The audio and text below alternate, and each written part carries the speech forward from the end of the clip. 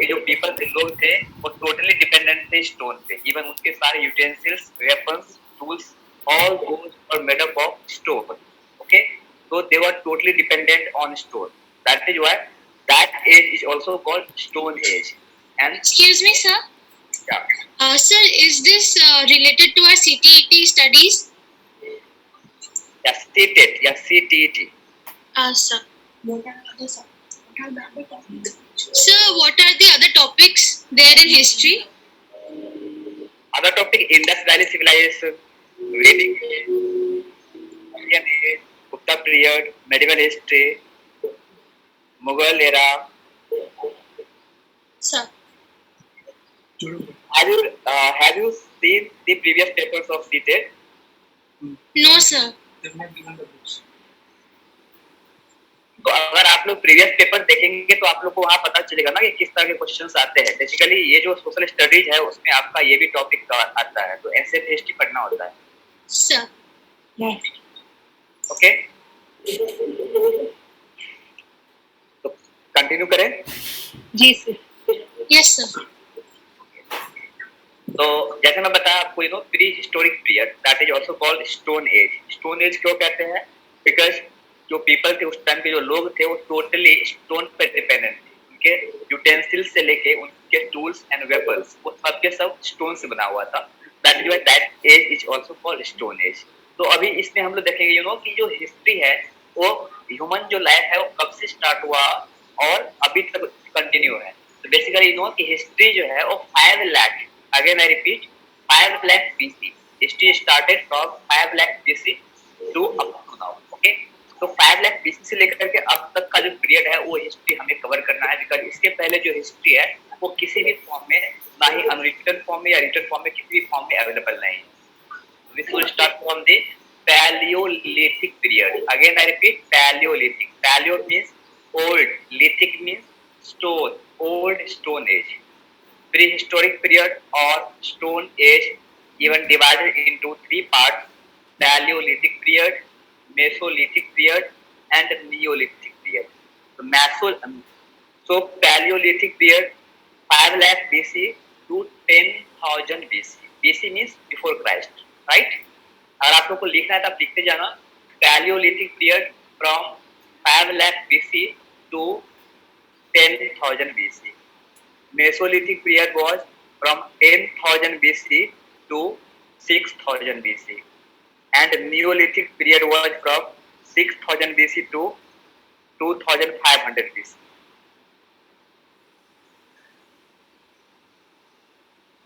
Are you writing? आप लोग लिख रहे हैं?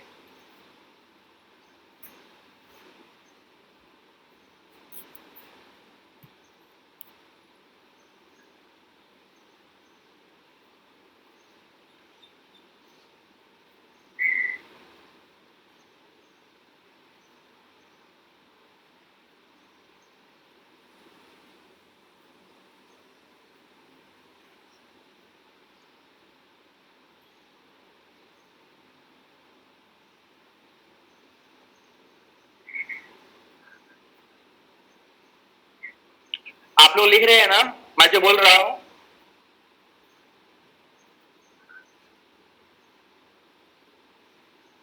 Paleolithic period was started from 5 lakh BC to 10,000 BC. Mesolithic from 10,000 BC to 6,000 BC, and Neolithic from 6,000 to 2,500 BC. Okay, basically, you know, कि pre historic period को अलग अलग as में क्यों डिवाइड किया गया है, what is the reason behind that? तो द रीजन इज बिकॉज उस टाइम में जो टूल्स यूज करते थे तो उस टूल्स के जो कैरेक्टरिस्टिक है, उस टूल्स के जो ट्रेड्स है वो डिफरेंट है, अलग अलग एज में अलग अलग है। मींस स्टार्टिंग में people made the stone tools and stone weapons of. Hello, आप लोग रिएक्ट नहीं कर रहे हो, आप लोग का मुझे कुछ समझ में नहीं आ रहा, आप लोग सुन रहे हो ना? Pradeep sir? Yes sir. Hello? Yes sir, थोड़ा स्लो बोलिए। Yes sir. आप लोग, हाँ, आप लोग लिख रहे हैं ना? Yes sir. ओके ओके, तो ठीक है, अब क्या लिख रहे थे मुझे बताइए।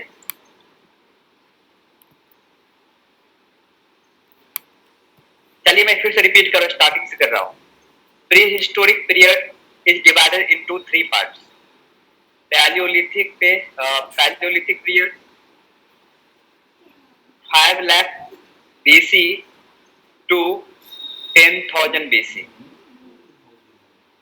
Mesolithic period 10,000 BC to 6,000 BC, and Neolithic period from 6,000 BC to 2,500 BC। Okay, अब ये पीरियड में क्या क्या इंपॉर्टेंट पॉइंट्स है वो जानना बहुत ही जरूरी है। तो राइट डाउन पैलियोलिथिक पीरियड में, पैलियोलिथिक पीरियड में क्या क्या इवेंट है।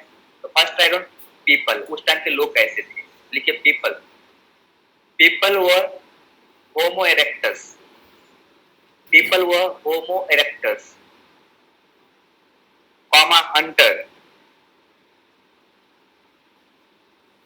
Comma fisherman, comma nomadic।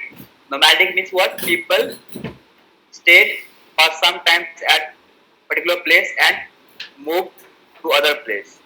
वो कंटिन्यूअसली एक जगह पर नहीं रहता है, जो घूम घूम के रहते हैं, that is called nomadic people।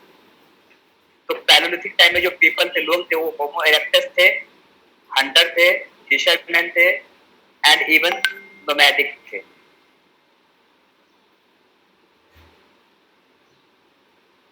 Palaeolithic time में वेपन्स कैसा था, तो राइट वेपन्स आप लिखिए।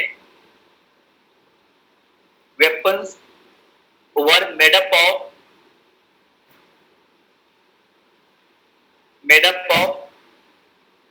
quartzite rock। quartzite rock is a kind of metamorphic rock। तो एक मेटामॉर्फिक स्टोन होता है, रॉक होता है, जिससे उस टाइम में वेपन बनाते थे। Quartzite, QUARTZIT, quartzite rock.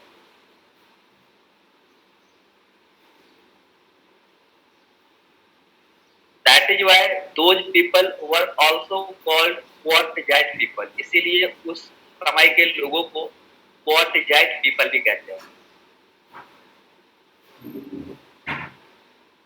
Weapons were totally rough, मतलब उस टाइम में उतना शार्प या ब्लेड काइंड के वेपन्स नहीं था। इट वाज वेरी रफ, तो वेपन्स बहुत ही रफ था।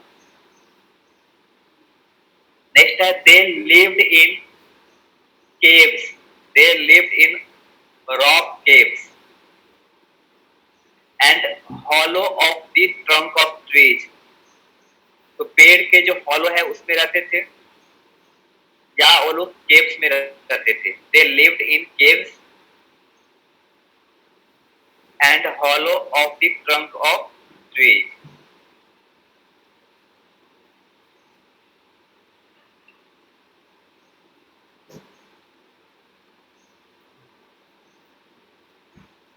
okay,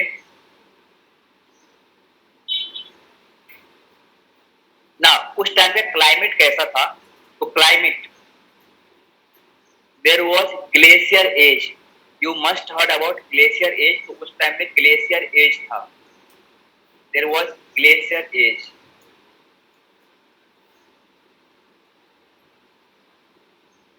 अभी मैं जो बोलने वाला हूँ सबसे इंपॉर्टेंट पॉइंट है। The first invention by human being, the first invention, the first discovery of human being is hand axe। आप इसको स्टिक्ट मार्क देकर लिख लीजिए। the first invention of human is hand axe। तो सबसे पहले जो इन्वेंशन हुआ था वो ह्यूमन एक्स, वो जो है वो हैंड एक्स का हुआ था। It was made up of stone. The first invention of human is hand axe। And Paleolithic period में ही फायर का इन्वेंशन हुआ था। Even fire was invented in that period। Fire का भी इन्वेंशन इसी पीरियड में हुआ था।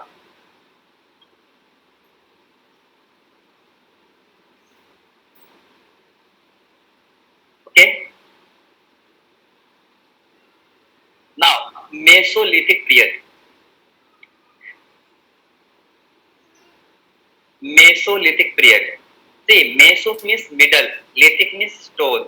So this age is also called Middle Stone Age. Mesolithic period is also called Middle Stone period or Middle Stone Age. This is also called Microlithic period. Why do we say Microlithic period? Because people started to make these smaller kinds of weapons to kill the running animals. क्योंकि later time में animals जो है वो human को man को देखते ही भागने लगते थे, तो रनिंग एनिमल को मारने के लिए स्मॉलर काइंड के वेपन्स बनाना पड़ता था. That is why this period is also called microlithic period. So Mesolithic period और मिडल स्टोन एज और माइक्रोलिथिक पीरियड.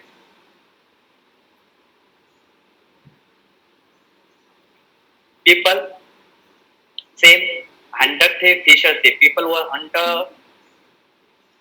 क्या बोलिए? अगर मैं फास्ट जा रहा हूं तो मुझे बोलिए आप. Hello. People were hunter, fisher, nomadic, same age of palaeolithic period. But जो वेपन्स है, वेपन्स चेंज हो गया था. जैसे मैं बताया स्टार्टिंग में जो वेपन्स था, सो all those were very rough and all those were made up of what is that rock. लेकिन अभी के टाइम में जो है, बिकॉज वेपन्स को बहुत ही छोटे छोटे बनाने लगे, स्मॉल बनाने लगे. That is why it is also called the microlithic period, because weapons were totally so small to kill the running animal. That is why कि ये पीरियड को माइक्रोलिथिक पीरियड भी कहते हैं. लेकिन माइक्रोलिथिक पीरियड में जो स्टोन यूज करते थे वो जेड और jasper kind of rocks were used by Mesolithic people. तो जेड और जैस्पर काइंड के रॉक्स यूज करते थे लोग.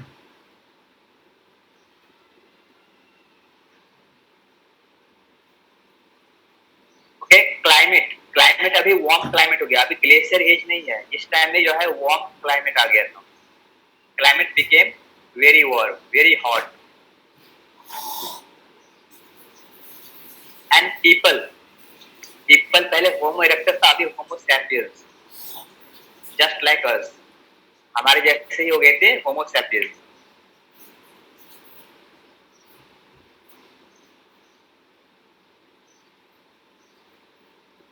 Invention. Cloth was invented during this period. जो क्लोथ है, जो हम लोग कपड़े पहनते हैं, कपड़ा का इन्वेंशन जो है वो इसी टाइम में हुआ था. The cloth was invented during this period.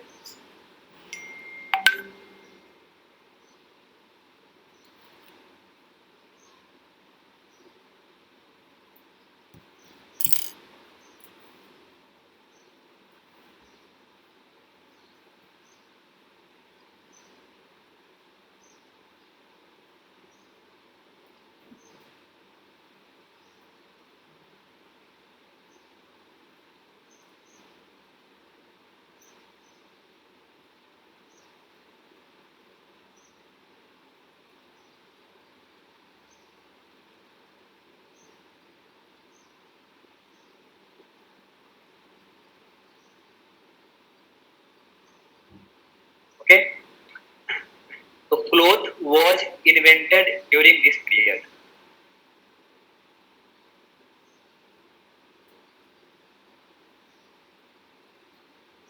देखिए इस टाइम में डोमेस्टिकेशन स्टार्ट हुआ था, लेकिन उतने लार्ज स्केल पे नहीं हुआ था, बट डोमेस्टिकेशन स्टार्ट हुआ था. डोमेस्टिकेशन जो है बहुत ही लोअर ग्रेड पे और कहीं कहीं पे स्टार्ट हुई थी. बहुत सारे ऐसे साइट्स है जहाँ पे डोमेस्टिकेशन इस पीरियड में ही स्टार्ट हुआ था. Domestication means what? People started to pet some animals. कुछ ऐसे एनिमल्स थे जिनको वो पालने लगे थे, उनको पेट बनाने लगे थे, उसको डोमेस्टिकेशन बोलते हैं. Domestication was started during this period only, but not at the large scale. It was very small, on very small scale. और इसमें जो एनिमल्स को लोग पालते थे, तो सबसे पहला था first animals were made pet by human. वो कौन थे? शीप. तो sheep was the first. Sheep, goats, पहले शीप है, शीप, गोट, डॉग्स, पिग्स, तो ऐसे एनिमल्स को वो लोग पेट बनाते थे. Pet animals were sheep, goat,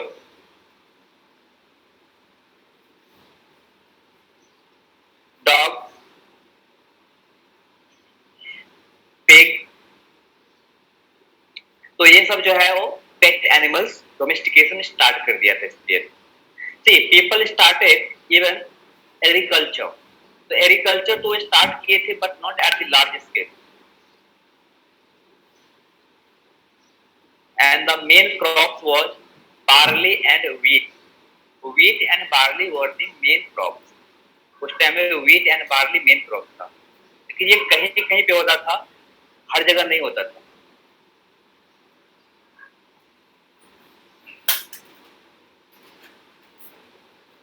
Okay. Then handmade pottery. Handmade pottery भी इसी टाइम में स्टार्ट हुआ था. The invention of handmade pottery was happened during this period.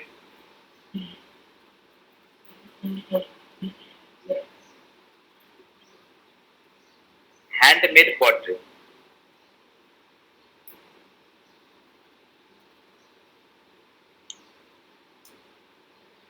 And rock painting, that is also called mural painting. So even mural painting was started during this period. Mural, M-U-R-A-L, mural painting. Mural painting means what? The painting on the wall of the cave. That is called mural painting. So mural painting इसी time में start हुआ था. The painting was started during this period. और इसका एक example है Bhimbetka cave painting. Bhimbetka is a rock cave on the bank of Narmada River in Madhya Pradesh. Madhya Pradesh में भीमबेटका केव है on the bank of Narmada river. और वहां पे पेंटिंग्स जो है उस टाइम के पेंटिंग्स अभी तक अनफेडेड है, वैसे के वैसे है. तो Bhimbetka cave paintings is example of painting of this period.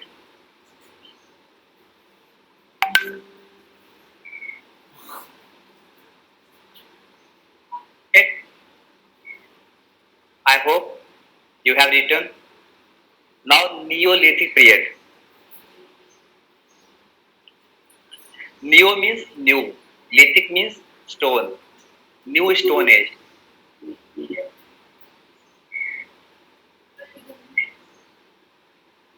Neolithic period is also called New Stone Age,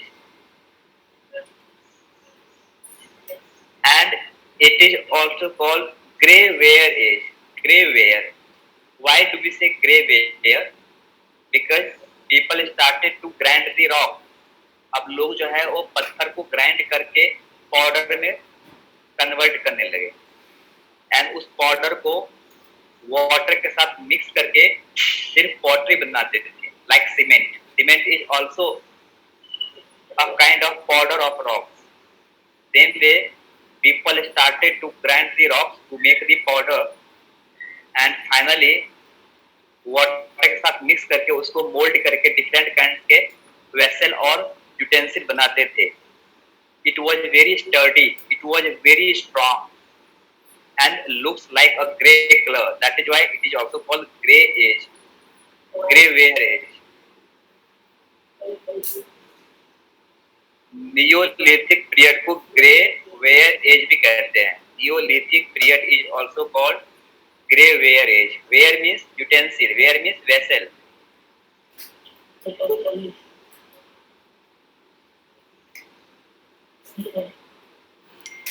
अच्छा, कोई कुछ क्वेश्चन पूछ रहे हैं?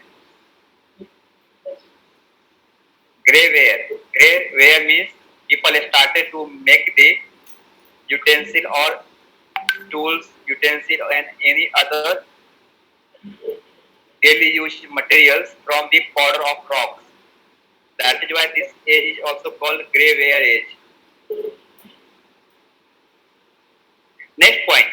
The proper, write down, proper settlement, proper agriculture and proper domestication were started during this period.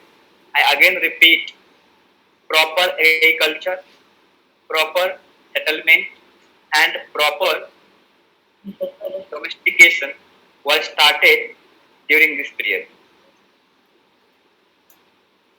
अगर question आता है और इस तरह का क्वेश्चन जो है सीटेट के एग्जाम में आती है, ओके, तो proper agriculture, proper settlement and proper domestication were started during this period.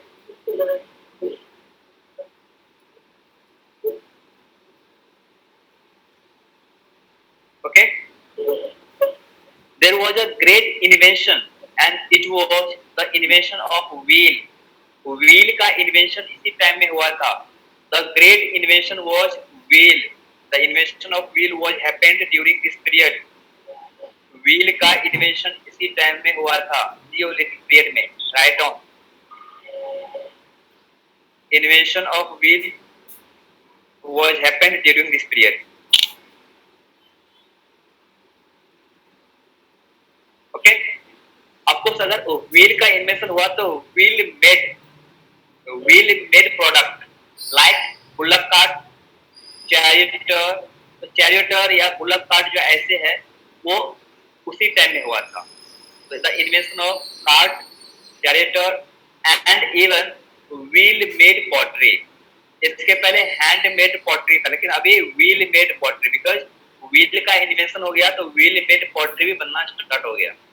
Wheel made pottery, bullock cart and chariot, ये सब सारे इन्वेंशन जो है नियोलिथिक पीरियड में हुआ है.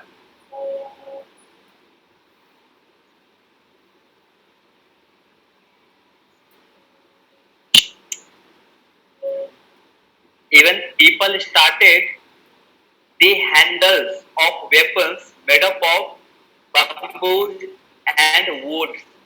अभी जो है वेपन्स या टूल्स के हैंडल जो है इसी टाइम में बनाना स्टार्ट किया. वो हैंडल जो है वुड और बम्बू से बनाते थे. तो handles of weapons made up of would and bamboos. Invention of bow and arrow, bow and arrow का इन्वेंशन इसी टाइम में हुआ था.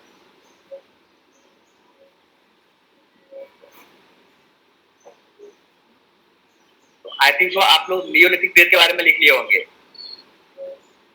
आई hope you have written all the topics, all the important points about Neolithic period, whatever I have told you.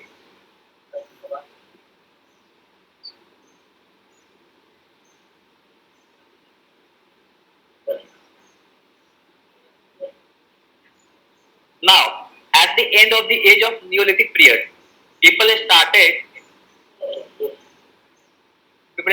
to make the weapons of metal in place of rock. अब हम बोल सकते हैं कि इस एज के नियोलिथिक एज के last में पीपल मेटल यूज करना स्टार्ट कर दिया था रॉक के बदले. तो that period is called Chalcolithic period. Chalcolithic, CHALCOLITHIC, Chalcolithic period. Again I repeat, Chalcolithic period. At the end of the Neolithic period, people replaced the rocks with metal. That is why Chalcolithic period is also called Metal Age. Again I repeat, at the end of the Neolithic period, people started to replace the rock with metal. That is why this age is also called Metal Age. Chalcolithic period is also called Metal Age. And the first metal was copper. That's why this age is also called Copper Age.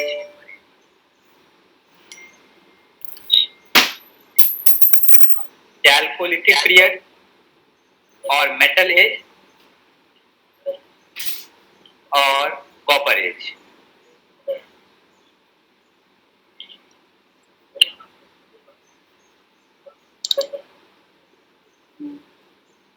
Okay, so Chalcolithic period, Metal Age or Copper Age. Chalcolithic period because started to replace the rocks with metal. That is why it is also called metal age. And the first metal was copper.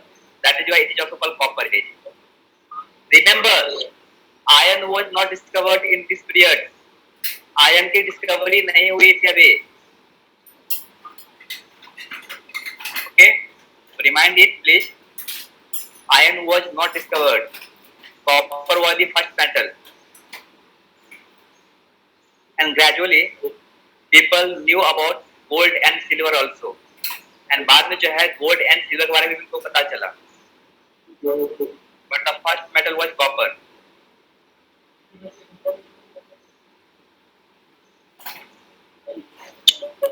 Okay. So our topic of prehistoric period is completed. Our topic of prehistoric period is completed. Now new topic is Indus Valley Civilization.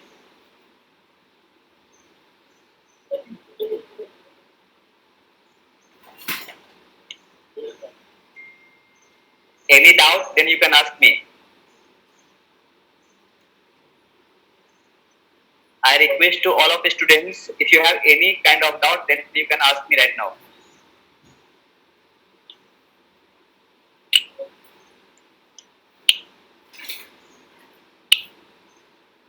I hope you don't have any kind of doubt.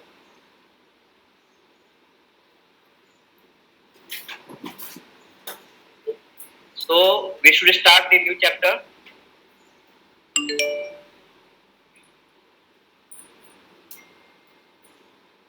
Okay, then let's start new chapter, that is Indus Valley Civilization. Indus Valley Civilization.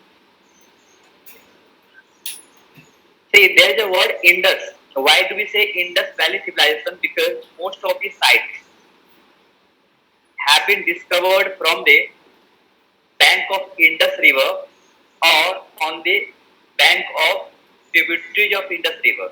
तो जितने भी sites मिली है, almost site जो है वो Indus river के bank से मिली है या इंडस रिवर के जो ट्रिब्यूटरीज है वहां से साइट्स मिली है. That is why it is called Indus valley civilisation. In Hindi it is called Sindhu ghati की sabhyata. Indus valley civilisation. Indus is a name of a river. The Indus valley civilisation. Start करें ना.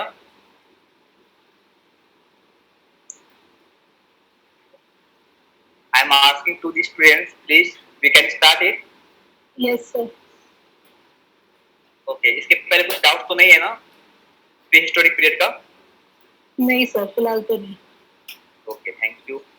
So let's start Indus Valley Civilization. As I said you, Indus Valley Civilization, it is named after the name of a river, and that is Indus River. And Indus River flows in India, in the state of Jammu and Kashmir, as well as Pakistan. Okay. So basically, it is also called Harappan civilization or Harappan culture.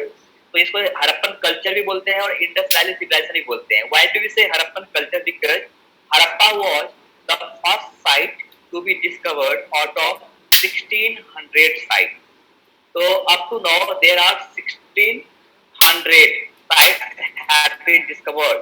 1600 sites जो है वो discovered हुई है, जिसमें Harappa was the first sight. That is why this is called Harappan culture और Harappan civilisation. तो Indus valley civilisation को Harappan civilisation ही कहते हैं. और ये इनकी डिस्कवरी कैसे हुई, तो वो भी एक इंसिडेंट हुआ था जिसमें कि during the period of British era, British started to make the railway line in the western frontiers. Western frontiers was called the area of Pakistan, nowadays Pakistan. तो पाकिस्तान के जो एरियाज को उस टाइम वेस्टर्न फ्रंटियर्स कहते थे. उस टाइम में जो है वो ब्रिटिशर्स जो है बहुत सारे रेलवे लाइन को स्प्रेड कर रहे थे, और जब रेलवे ट्रैक जो जब डाल रहे थे तो they needed the ballast. Ballast means what, जो जितने भी छोटे छोटे जो पीस ऑफ रॉक्स है, पीस ऑफ स्टोन्स होते हैं ट्रैक पे, रेलवे ट्रैक पे, so all those rocks are called ballast. It is used to balance the track. तो पैलेस के लिए उसको रॉक्स की रिक्वायरमेंट हुई थी, और दैट इज उसने देखा कि एक खंडर है, एक जो है छोटा मोटा घर है, उस घर में जो ब्रिक्स लगा हुआ है उस ब्रिक्स को तोड़ के पैलेस के तौर पे यूज करते थे। और धीरे धीरे जब उसको जितना ज्यादा वो एक्सकवेट कर रहे थे उतना ही बड़ा वहां पे उसको घर मिल रहा था। फाइनली उसने देखा कि यहाँ पे एक बहुत बड़ा साइट था, and it was the Harappa site. Again मैं repeat, it was the Harappa site, and that is जो है from that day it is called Harappan culture also. तो उसको जब से डिस्कवरी हुआ है तब से उसको हड़प्पन कल्चर के नाम से भी लोग जानते हैं।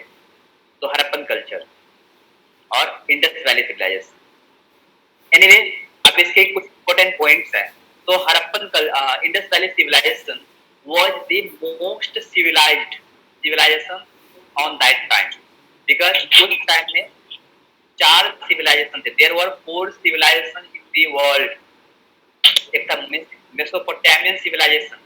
Mesopotamian civilization was nowadays Iran, Iraq बोल सकते हैं, on the bank of Tigris river, on the bank of Tigris or Euphrates River in Iraq and Iran. It was Mesopotamian civilization. Mesopotamian civilization is the oldest civilization of the world. Again I repeat, Mesopotamian civilization is the oldest civilization of the world. Second civilization was Egyptian civilization.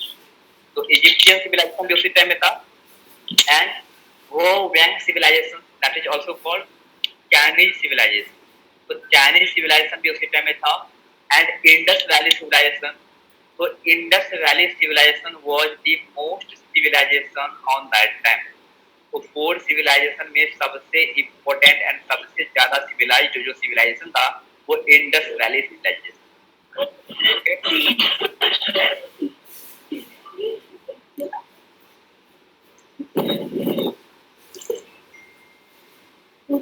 Okay. Now, so more than 1600 sites were discovered. 1600 से ज्यादा sites discover की गई है. More than 1600 sites have been discovered. Harappa was the first site. So it is also called Harappan civilization. Harappa was the first site to be discovered, so it is also called Harappan civilization. Anyway, Harappa को discovery किसने किया था? D.R. Sahni. Harappa was discovered by D.R. Sahni. ये question पूछता है CTET में, याद रखिए। Harappa was discovered by D.R. Sahni. Full name Dayaram Sahni. Harappa site जो है उसको डिस्कवर किया था D.R. सहनी। पूरा नाम है Dayaram Sahni. In 1921. Again repeat, Harappa site was discovered by D.R. Sahni in 1921.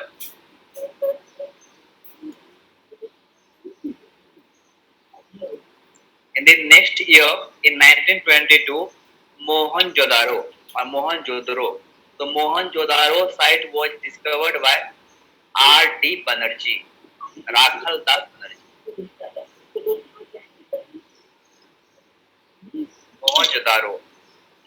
Mohenjo-daro was discovered by R.D. Banerjee, full name Rakhal Das Banerjee, in 1922.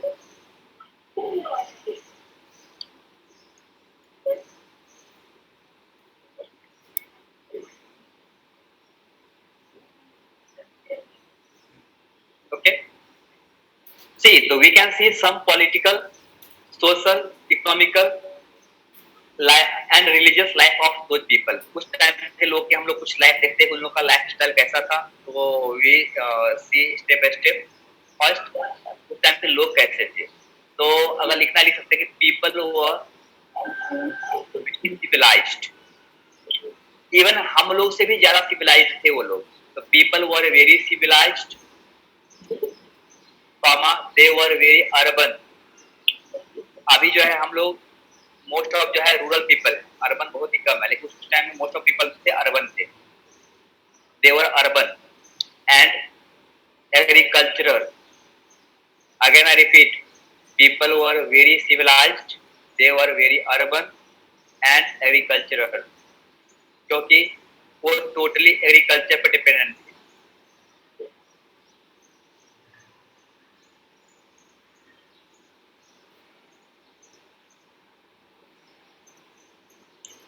Okay, so there was no any kind of discrimination. उस time में gender discrimination नहीं था. There was no gender discrimination,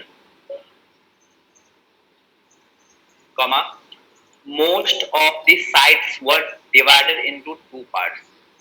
जितने भी sites थे उसमें सारे के सारे साइट, ऑलमोस्ट सारे साइट्स टू पार्ट में डिवाइडेड थे. Most of the sites were divided into two part, eastern part and western part.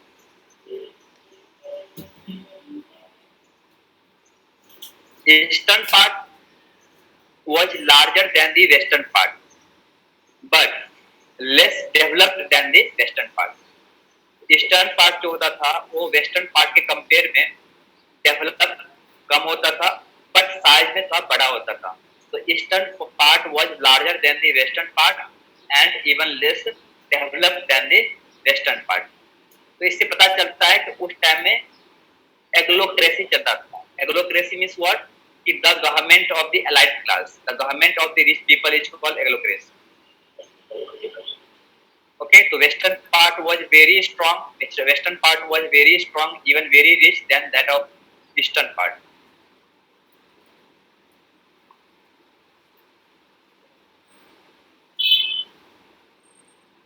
Okay.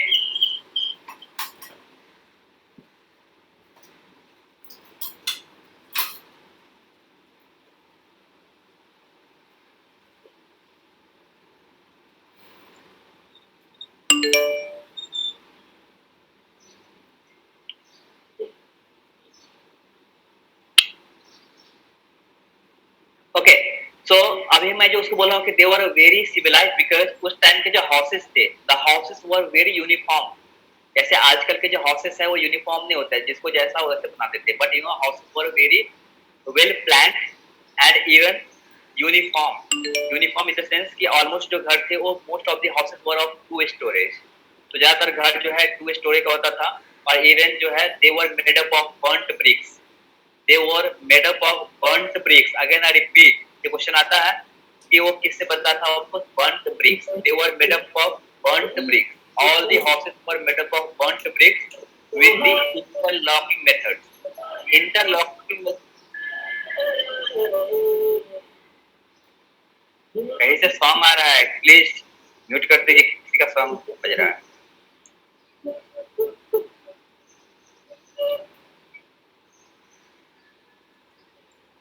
Okay. The houses were made up of burnt brick.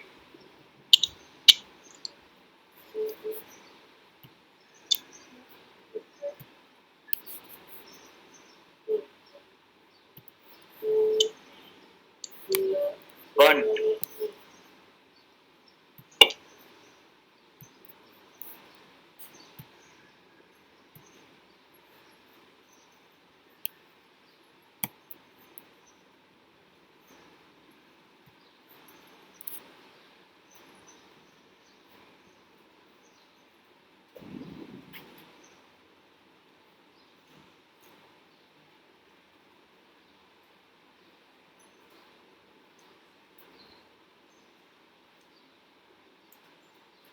The houses are made up of burnt bricks. Burnt bricks means पके हुए ईंट का बना होता था with the interlocking method. Interlocking method means what? कि one brick was interlocked by four other bricks. तो interlocking method जो हम अभी देखते हैं, अभी के जो wall बनता है वो interlocking method बनता है. So basically we have taken the input from the Indus people only. अभी जो wall बनता है वो interlocking method से बनता है. तो ये कॉन्सेप्ट हम लोग इंडस वैली पीपल से ही सीखे हैं. Okay, even uniformity in the sense कि जितने भी घर थे वो सबके सब ऑलमोस्ट सिमिलर घर थे, सेम कलर के सेम टाइप के घर दिखता था, यूनिफॉर्म मैनर में बनाया गया था. All those houses were very planned. Why do I say planned? Because जो पहले वो लोग रोड बनाते थे and all the roads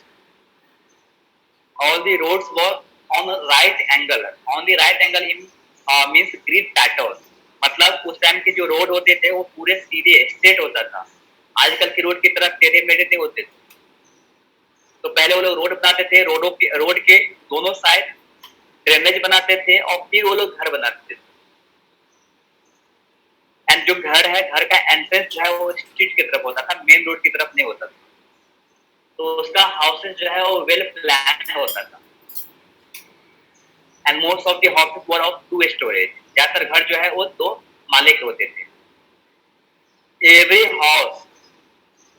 house had staircase, comma, well and bathroom. हर घर में बाथरूम होता था, कुआं होता था, वेल एंड स्टेयरकेस होता था. So we can say they were more civilized, even more than us. हम लोग से ज्यादा civilized थे वो लोग. Drainage system was also made up of burnt bricks, and even each and every house had bathroom, and that bathroom was attached with drainage.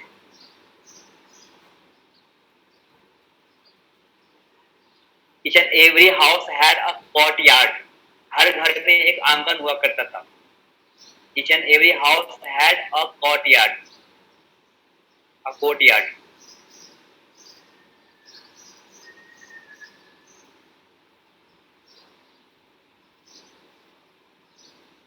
Roads were on right angle. It means roads were in grid pattern. Grid pattern means आप समझ grid कैसा होता है? GRID, grid pattern.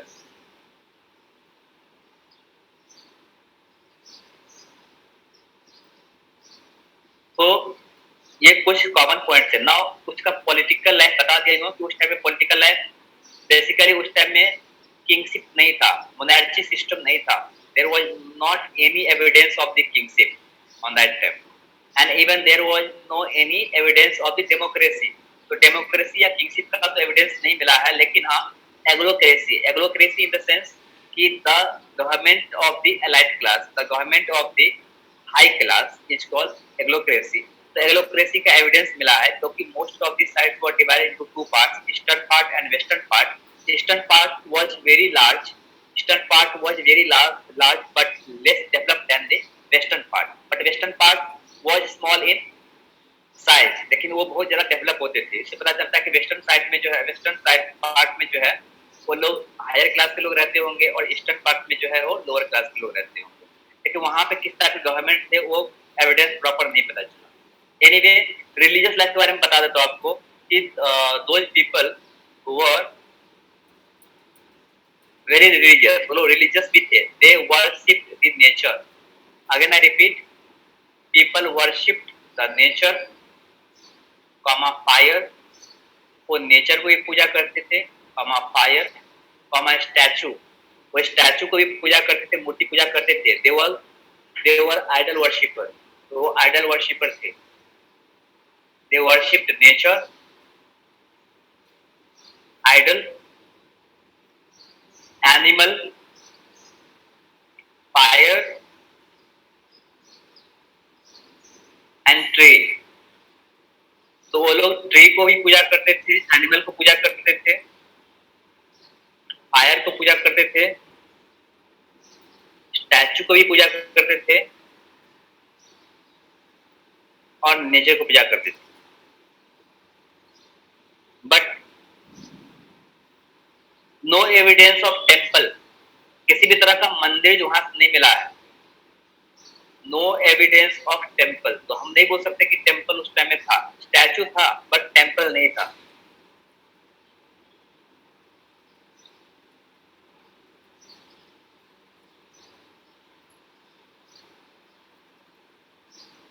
There is no evidence of temple.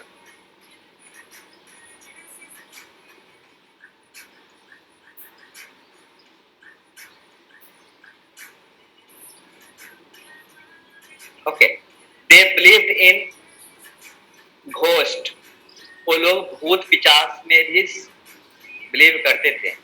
They believed in ghost because many amulets have been discovered.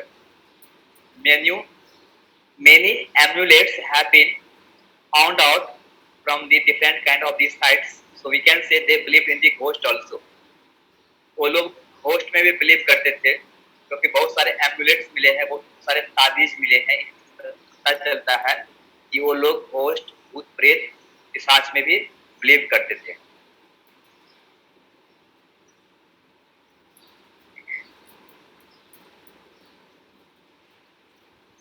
Okay.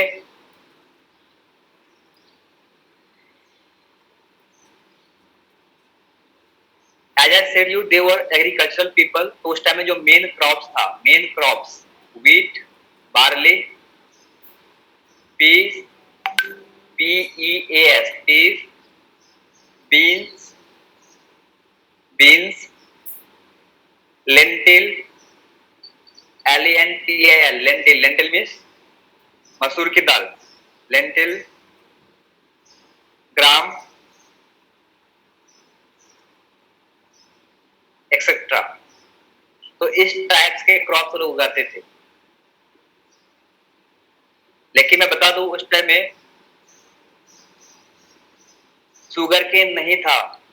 Question कितने बार आता है कि sugar cane was the main crop of Indus valley people. No, that is wrong.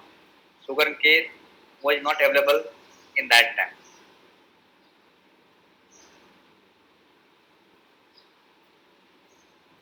Now some important sites, 4-5 ऐसे sites है जिसके बारे में आपको जानना बहुत जरूरी है. Some important sites. First Harappa. कुछ important साइट्स है जिसके बारे में आप लिख लीजिए. First Harappa.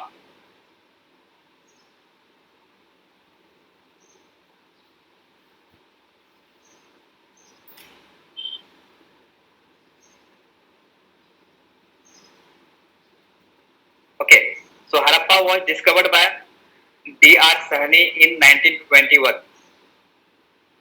It was on the bank of river Ravi. It was on the bank of river Ravi.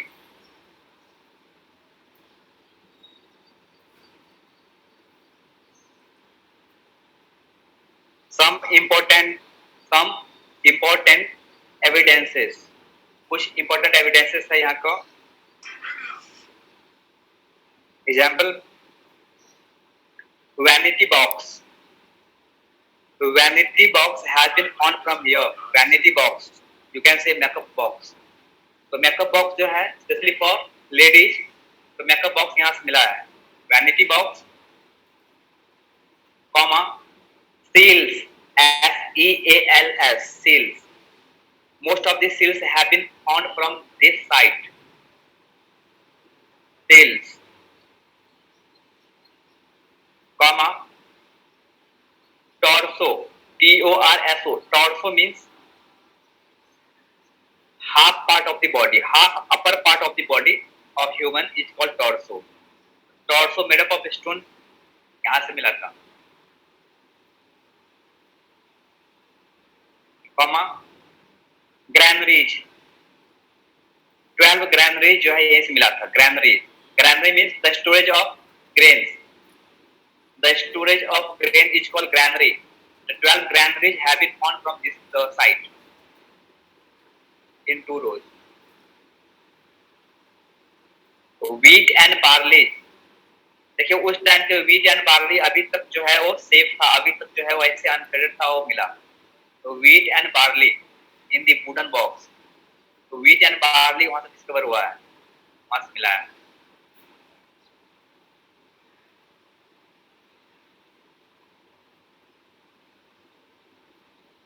Ornaments,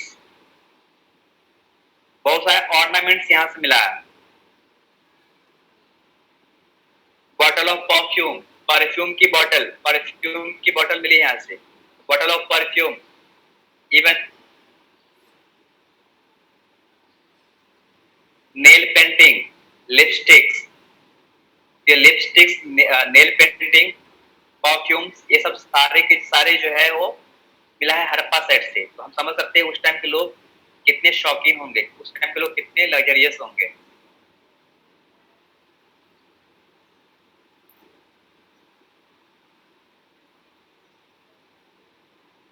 now Mohenjodaro.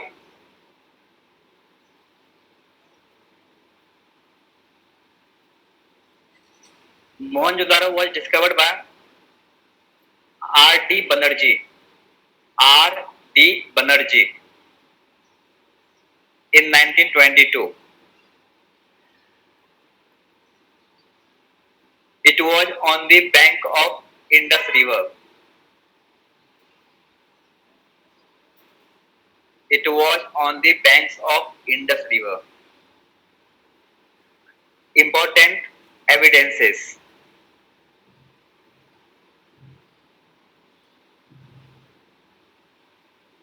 Evidences में लिखे ग्रेट बाथ।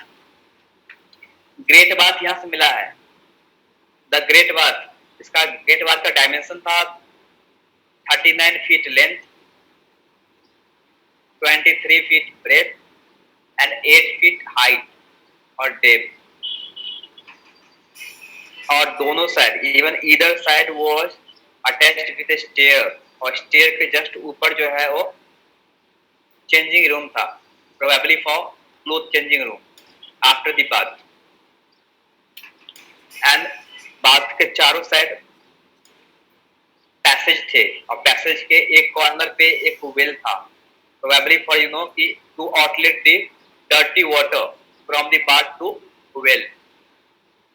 तो उतना डीप मैंने लिखना है, कितना लिख लीजिए कि there was a great bath. Great bath वही मिला है। Great was made up of the burned bricks with interlock method, even it was coated with gypsum so that water could not leak, तो वाटर लीक ना हो सके इसके लिए उसको जिप्सम से कोट भी किया गया था। तो उतना नहीं लिखना है, सिर्फ आपको लिखना है कि ग्रेट बाथ मिला। Great bath comma Pashupati Mahadev, Pashupati Mahadev का स्टैचू मिला वहां से। Pashupati Mahadeva with 3 faces, 2 horns, seated on the lower throne and surrounded by 4 animals. Pashupati Mahadeva जो है जिसके 2 सिंग थे, 2 हॉर्न्स, 3 फेसेस, लोअर थ्रोन पे बैठे हुए, और even surrounded by 4 animals. Animals में थे rhino, elephant, tiger and buffalo.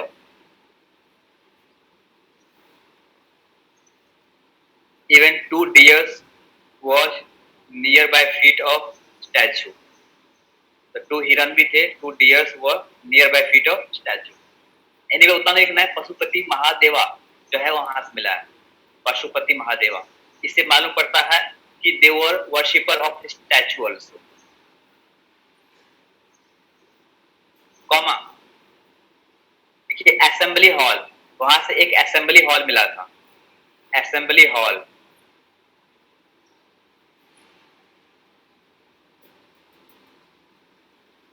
Comma garment, garments, comma needle,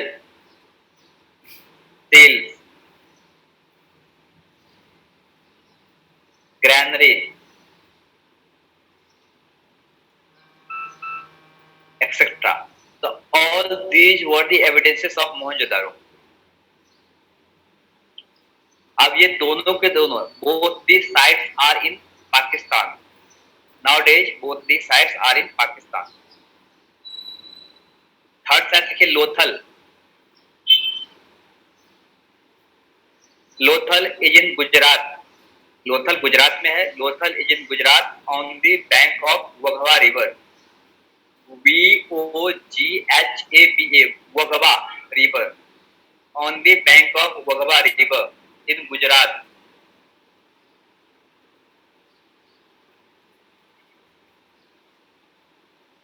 evidences लिखिए इसका। डॉक यार्ड, डॉक यार्ड, यहां से डॉक यार्ड मिला है। इट मीन्स व्हाट कि उस टाइम के लोग, those people also traded with the different civilization people with sea. इससे मालूम पड़ता है कि वो सी रूट के थ्रू भी ट्रेडिंग करते थे। दैट इज वहां पे डॉकयार्ड मिला है। तो dockyard comma figure of ship, ship का भी फिगर मिला है, figure of ship comma rice husk, rice husk चावल की भूसी मिली है, rice husk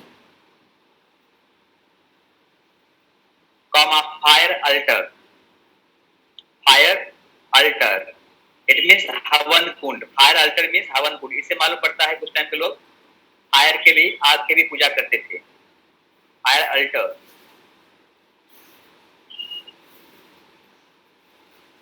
comma manufacturing of beads and pearls, manufacturing of beads and pearls, बहुत सारे फैक्ट्री मिला है बीड्स मोती और पर्ल्स के, beads and pearls, manufacturing of beads and pearls.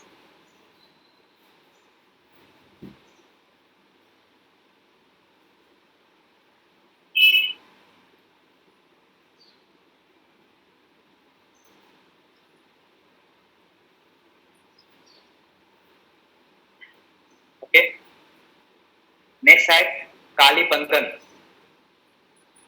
Kalibangan K A L I M, Kalibangan K A L I B A N G A N, Kalibangan. It is named after the black bangle, black bangle के नाम पे कालीबंगन नाम पड़ा है। ये है राजस्थान में। It is in Rajasthan on the bank of Ghaggar river, on the bank of Ghaggar river in Rajasthan, Kalibangan.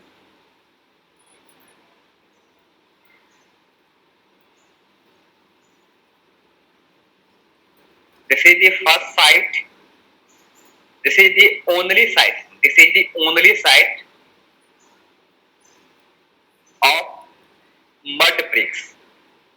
ये मड ब्रिक्स, ये बर्न्ट ब्रिक्स से नहीं बना हुआ था, ये मड ब्रिक्स से बना हुआ था। अगेन आई रिपीट, ये कच्ची ईंट से बना हुआ था, mud bricks.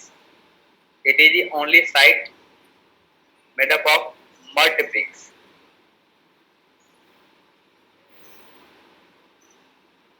And even drainage was made up of wood. Wood का बना हुआ ड्रेनेज था, यहाँ पे ब्रिक्स का बना हुआ ड्रेनेज नहीं था।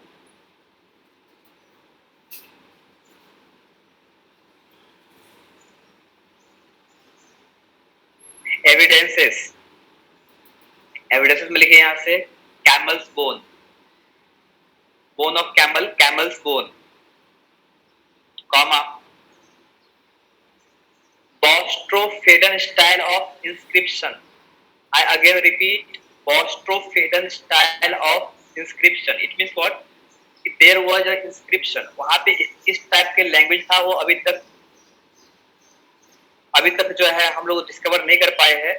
लेकिन उस टाइम पे जो लिखावट उसको बोस्ट्रोफेडन बोलते हैं, बिकॉज वो राइट टू लेफ्ट, फिर left to right, right to left, left to right, ऐसे जो है वो लोग, उन लोग का इंस्क्रिप्शन था। एंड जो उन लोग के लेटर्स थे उसको हम लोग अल्फाबेट बोलते हैं। तो अल्फाबेट में जो हम लोग का लेटर्स होता है, उस टाइम वो लोग लेटर्स जो है वो सिंबल्स यूज करते थे, symbols of birds, symbol of fish, animals and even hills. तो ऐसे सिंबल्स लोग यूज करते थे। तो उस टाइम के लैंग्वेज कौन सा था वो पता नहीं चला है, बट उस टाइम के जो इंस्क्रिप्शन था वो बोस्ट्रोफेडन था, left to right, right to left, left to right, right to left. And this boustrophedon style of inscription has been found from Kalibangan site. ये कालीबंगन से मिला है।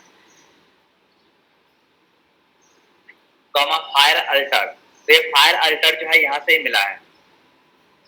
ALTAR, अल्टर, अल्टर मीन्स होता है कुंड, हवन कुंड, फायर अल्टर, फायर अल्टर मिला है।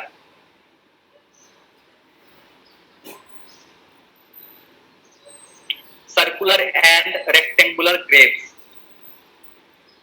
Circular and rectangular Graves यहीं से मिला है।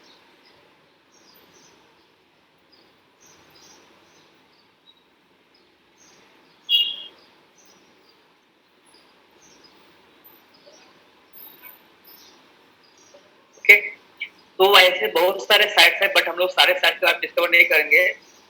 हम लोग जो डिस्कस किए हैं अभी 5 साइट, 5 साइट्स के बारे में, तो ये आप लोगों के लिए इनफ है। वैसे शायद तो बहुत सारे हैं और बहुत सारी इन्फॉर्मेशन है, बट हम लोग को उतना डीप में जानने की जरूरत नहीं।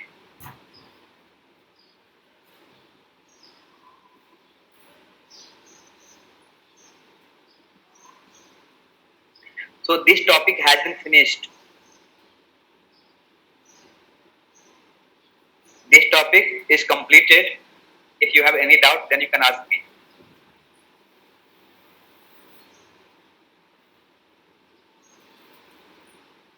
हम लोगों का ये भी टॉपिक फिनिश हो गया है, क्योंकि आप लोग का सीटेट है और सीटेट के लिए हम लोग उतना डीप में नहीं जाएंगे, उतने डीप से आपको क्वेश्चन नहीं आएगा। जितना आने वाला था इंपॉर्टेंट पॉइंट था मैं आपको बता दिया।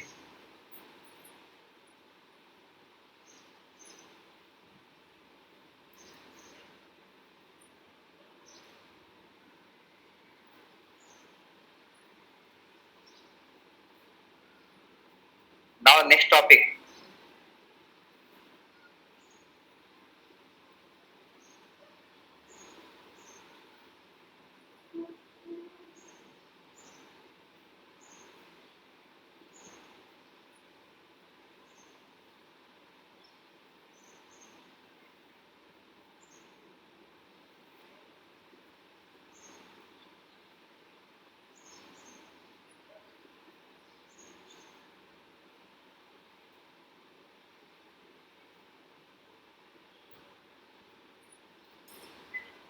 इवन अगर आपको किसी भी तरह का डाउट होगा तो आप नेक्स्ट सेशन में पूछ सकते हैं, नो प्रॉब्लम।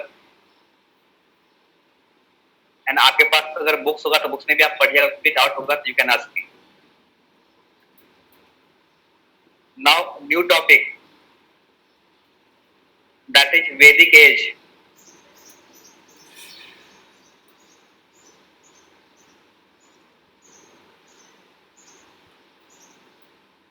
अभी हम लोग का दूसरा टॉपिक है वैदिक as.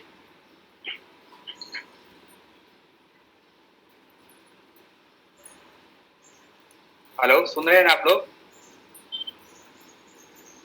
Hello. Yes sir. Sir record करने का ऑप्शन परमिशन मांग रहा है होस्ट से, आप थोड़ा अलाउ कर देंगे? होस्ट प्रदीप सर है, तो उनको बोलिए ना। प्रदीप सर होस्ट है, आप देखिए उसमें पार्टिसिपेंट है ना, उसमें आपको दिखेगा कौन होस्ट है। लेक्चर ऑलरेडी रिकॉर्ड हो रहा है, if you want I can send you. Yes sir. Okay.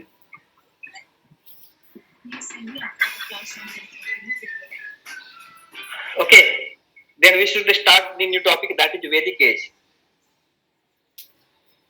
अच्छा हाँ, एक चीज मैं बताना भूल गया था आप लोग को कि जो हमारा इंडस वैली सिविलाइजेशन का जो पीरियड है उसका टाइम पीरियड है from 2500 BC to 1750 BC। 2500 BC to 1750 BC। वैसे कुछ बुक्स में अलग अलग दिया है, लेकिन आप लोग उतना ज्यादा कंफ्यूज मत होना। कुछ बुक में दिया हुआ है 2700 टू 1600, बुक में दिया है 2600 टू 1600, लेकिन जो इम्पोर्टेंट एज है मैं बता रहा हूँ आपको 2500 टू 1750। एनीवे ऐसे क्वेश्चंस नहीं आता है, तो उसके लिए आप टेंशन मत लीजिए। Now Vedic age. Vedic age was started in 1500 BC, 1500 to 600 BC. So from 1500 BC to 600 BC, this period, this age is called Vedic age. Why do we say Vedic age? Because in this age, the 4 Vedas of Hindu philosophy have been written down. इसी as में जो है, जो Hindu philosophy में जो 4 वेद है, चारों वेद compile की गई थी, इसलिए इसको बोलते हैं वैदिक एज। चलिए यहाँ पे मैं कुछ कॉमन पॉइंट बोल रहा हूँ। प्री हिस्टोरिक पीरियड, अगर मैं एक बार सिर्फ ओवरव्यू बता रहा हूँ आपको। प्री हिस्टोरिक पीरियड में किसी भी तरह का रिटन डॉक्यूमेंट हमारे पास नहीं था, तो जो उस टाइम के लोग जो है वो पीपल जो है अपने पीछे जो भी वो चीज को, जो भी वस्तु, जो भी वो ऑब्जेक्ट को छोड़ के गए थे, उसके बेसिस पे हमारे हिस्टोरियंस ने एज्यूम करके हमारे लिए लिखे, हमें बताया है। ओके, तो उसका कोई भी रिटन डॉक्यूमेंट नहीं है, उसका कोई कंफर्मेशन नहीं है। हो सकता है कि जो हमारे हिस्टोरियंस ने लिखा है वो गलत भी हो सकता है, लेकिन मोस्ट ऑफ द हिस्टोरियंस जो डिस्कस करके डिबेट करके लिखते हैं उसे हमें पढ़ना होता है। इसलिए प्री हिस्टोरिक पीरियड का किसी भी तरह का हमारे पास डॉक्यूमेंट नहीं है। इवन इंडस वैली सिविलाइजेशन का भी हमारे पास किसी भी तरह का रिटन डॉक्यूमेंट नहीं है। मतलब उस टाइम में जितने भी ऑब्जेक्ट्स रह गए थे, जैसे मैं जितने बहुत सारे एविडेंसेस का नाम बताया हूँ कि ये एविडेंस यहाँ से मिला है, वो एविडेंस वहां से मिला है, उस एविडेंस को कार्बन 14 डेटिंग के थ्रू पता लगाया है कि ये कौन से पीरियड का है, और उसके बेसिस पे हिस्टोरियंस एज्यूम करके हमें बताया है और हम हिस्ट्री में उसको पढ़ रहे हैं। ओके, तो उसका भी कोई रिटन डॉक्यूमेंट नहीं है। बट वैदिक एज का रिटन डॉक्यूमेंट है। वैदिक एज स्पेशली वैदिक as have been traced, and even most of the contents have been taken from the Vedic age, from the literary sources only. यहाँ से जो है वेद से ही लिया गया है, रिटन डॉक्यूमेंट से ही लिया गया है। यहाँ पे जो है अगर देखेंगे तो एविडेंसेस बहुत ही कम मिला है, एविडेंसेस नहीं के बराबर मिला है, लेकिन यहाँ पे जो रिटन डॉक्यूमेंट्स है उसके बेसिस पे वैदिक एज को लिखा गया है। अगेन आई रिपीट कि जो रिटन डॉक्यूमेंट और literary sources have been started from the Vedic age only, because Rig Veda is called the oldest book of the world or oldest holy book of the world। तो दुनिया का सबसे पहला और सबसे जो पहला बुक बोल सकते हैं या होली बुक बोल सकते हैं वो ऋग वेदा ही है। तो Rig Veda is the first book of the world. Okay, and it was compiled during the period of 1500 BC to 1000 BC। तो 1500 BC से 1000 BC के बीच में इसको लिखा गया है। Rig Veda has been compiled between 1500 BC to 1000 BC। So Vedic age is also divided into two parts, Rig Vedic age and post Vedic or later Vedic age। Rig Vedic age from 1500 to 1000 and the later Vedic age from 1000 BC to 600 BC।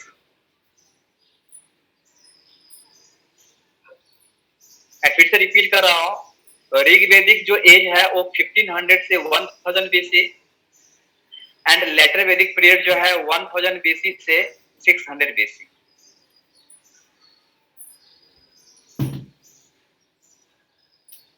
Okay, as I said you, Rig Vedic age we can find out from its name only, Rig Vedic age, because Rig Veda has been compiled during this period, that is why it is called Rig Vedic age। and Rig Veda is the oldest book of the world, दुनिया का सबसे earliest book है ये। Okay, but इसके बारे में जानना बहुत जरूरी है कि यहाँ पे Rig Veda, first of all Veda, Veda ध्यान दीजिएगा, ये वेदा शब्द, ये वेदा वर्ड, तो Veda word has been taken from the language of Sanskrit, taken from Sanskrit language. और आपको मालूम है संस्कृत लैंग्वेज में एक वर्ड है विद्या। So vidya that is knowledge. So Veda means to know, Veda का मतलब होता है to know. Okay, because Veda word has been taken from Vidya, Vidya means knowledge, तो वेद का मतलब भी होता है to know। and there are 4 Vedas, 4 वेद है, Rigveda, Yajurveda, Samaveda and Atharvaveda. Again I repeat, there are 4 kind of Vedas, Rig Veda, Samveda, Yajurveda and Atharvaveda। But Rig Veda has been compiled in the earlier age, और बाकी के जो वेद है वो letter वैदिक वेद में compile हुआ है। Anyway, who wrote Rig Veda? तो आर्यन, अभी हम यहाँ डिस्कस करने वाले हैं आर्यन। Who was Aryan? देखिए आर्यन का मतलब क्या होता है। अगर मैं आपको एक बात बताऊंगा कि ईरान का नाम आर्यन से ही आया है, ईरान का नाम आर्यन से ही आया है। Okay, so Aryan means the high origin of birth, उच्च कुल में जन्मे लोग। Aryan means the high origin of birth। Aryan लोग अपने आप को high origin of birth समझते थे, और जहां जहां आर्यन लोग माइग्रेट होते थे वहां के नोमैडिक पीपल को नोमैडिक पीपल के साथ वो वॉर करते थे, उनके साथ लड़ाई झगड़ा करते थे और उनको वहां से भगाते थे. Okay, so the home of Aryan. There are many concepts, there are many theories are given by different historians. बहुत सारे ऐसे ऐसे हिस्टोरियंस है या ऐसे फिलोसफर्स है जिनका कहना है कि आर्यन का अलग अलग ओरिजिन है. जैसे कि बाल गंगाधर तिलक said that Aryan came from Arctic region. आपको पता है Arctic is a region, Siberia in Russia, तो बोलते हैं वहां से आया है, साइबेरिया से आया है, आर्कटिक रीजन से आया है. ये कहते हैं Bal Gangadhar Tilak. Dayanand Saraswati the founder of Arya समाज.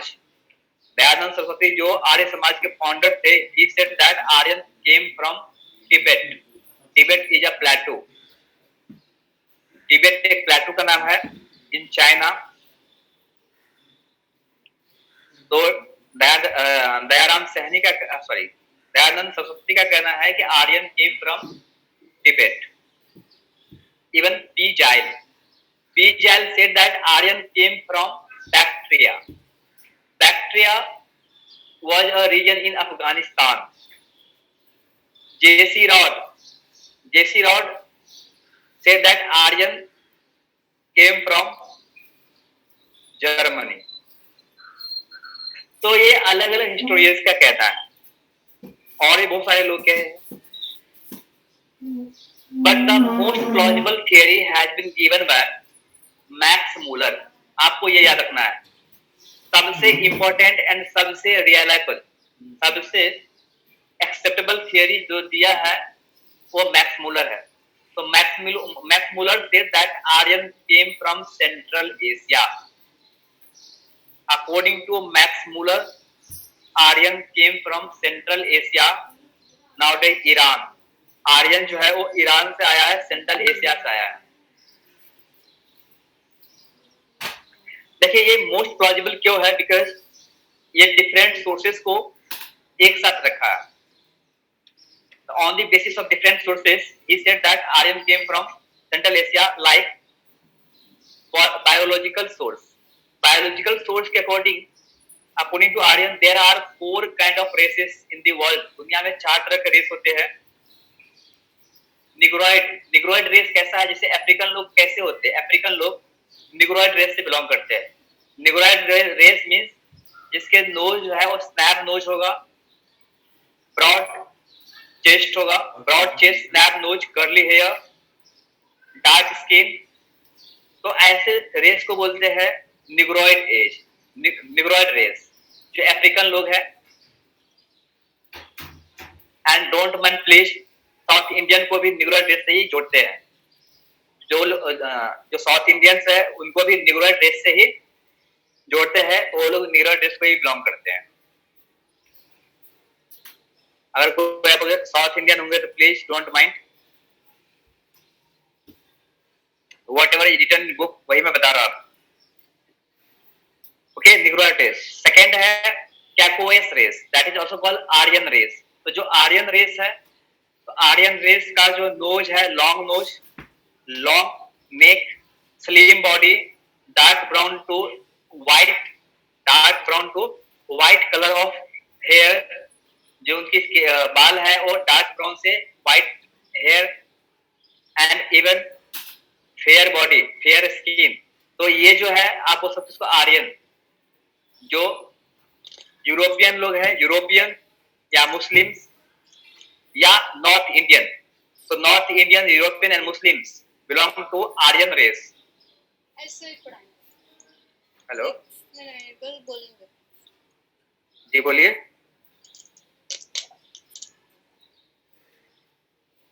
कुछ पूछ रहे हैं क्या?